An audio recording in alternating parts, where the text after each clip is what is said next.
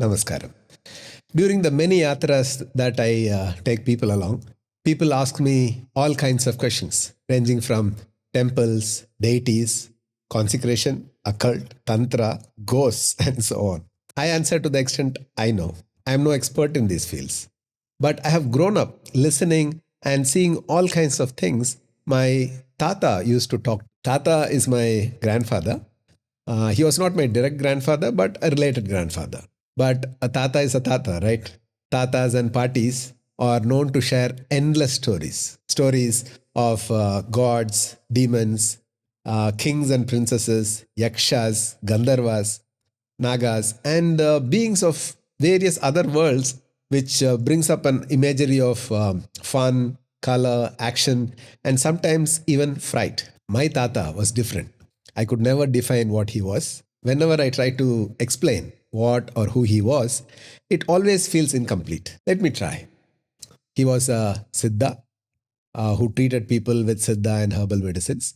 Nadi vaidya, who could diagnose people ailments just by feeling their pulse. A tantric who could exorcise possessed individuals, removed black magic and other such things, made yantras and talisman for people to wear and keep, performed homams and havans for various purposes, and so on. He went to school only till his third standard or so, but he was very learned in the Siddha texts and scriptures. Everyone called him Bhagavan Asan.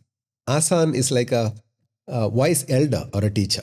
How he got the title Bhagavan is an interesting story. People used to come visit Tata at his home throughout the whole day. He always used to ask people to go and eat first before he sat with them and spoke to them for their appointment. So the kitchen is on throughout the day to feed people. There have been instances where the kitchen ran out of food when a whole bunch of people landed in a bus or a van and it is later in the day, so they ran out of food. So they say that Tata would come and take the rice vessel and start serving all who had come. Although there wasn't enough rice for all of them in the vessel, Tata would keep on serving and it would not get over. Since Bhagavan Krishna did this for Draupadi in the Mahabharata, people called Tata also as Bhagavan lovingly. I grew up in a township, Neyveli, 600 kilometers away from Kanyakumari. Only during the yearly summer vacations, I got to come to my native village and spend time with Tata. My first memory of him is watching him do something mysterious. People who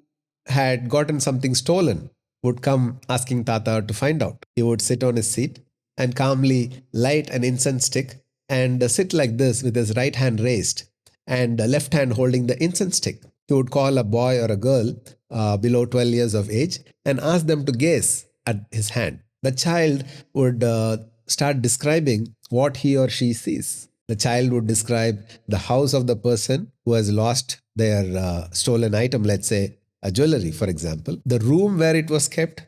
And these are things that the child would not have seen. If the child will be describing these things and a new person entering and how they took it and left. Mostly by description of the person, they may identify who it could be. But if it is a stranger, then the scene would further unfold to where this thief is heading and identify his house also. I have witnessed many such instances and they would always come back to Tata to thank him after they had got back their stolen items. This whole thing used to amuse and amaze me as to how is such a thing possible.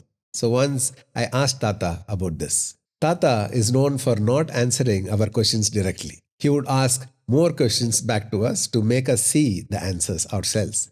That way, eventually the questioner cultivates a right way of questioning within oneself to find answers, not just for this, to all things in life. So he asked, you watch TV at home, right?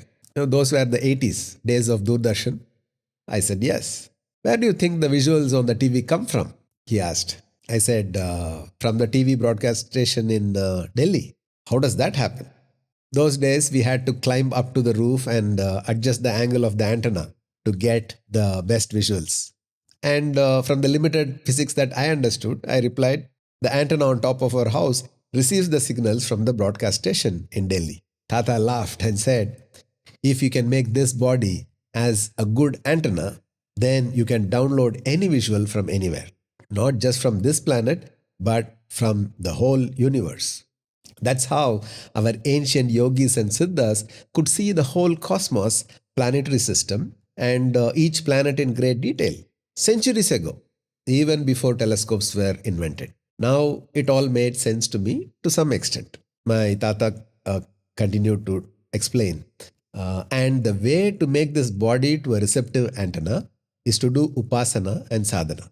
At that age of 12, 13, when I asked questions about upasana and sadhana, Tata would always skip it until much later when he started talking about these things. So, this series, Ancestors' Wisdom, Thatha Talks, this series will be snippets of memories about my interaction with my grandfather on various topics and various interesting situations that happened around him. Many things were supernatural at that point of time. The answers to my questions of curiosity and intrigue that I used to ask 35 years ago today have blossomed into beautiful explanations connecting various dots of culture, spirituality, rituals, temples, siddhas and yogis, and many more. My early days of reading books by various siddhas and yogis has also contributed to this series. I lay down and offer all this to my Guru, Sadguru, and the years of life in the ashram, which has made all this come together now. Namaskar.